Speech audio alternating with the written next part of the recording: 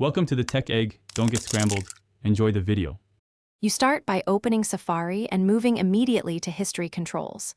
Tap the book icon, then the clock to reveal recent searches and pages. You want to act now. If you prefer Settings, go to Settings Safari to access broader privacy tools and history removal options. Make sure you know whether iCloud Sync is enabled because deleting locally may also remove synced items from other devices.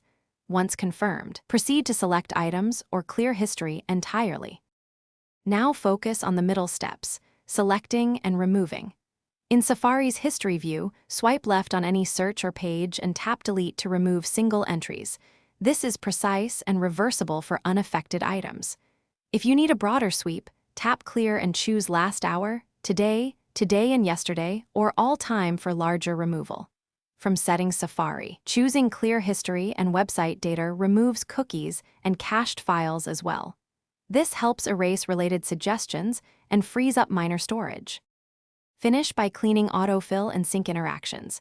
Go to Settings Passwords and Accounts or Safari Autofill to remove saved entries that produce search suggestions, and if you don't want changes mirrored, temporarily disable iCloud Safari before deleting. Once done, revisit History to confirm removals. If items persist, restart your device and recheck. Sometimes a reboot forces iCloud and local caches to refresh. If problems continue, toggle iCloud Safari, off then on, to resync cleared status across devices.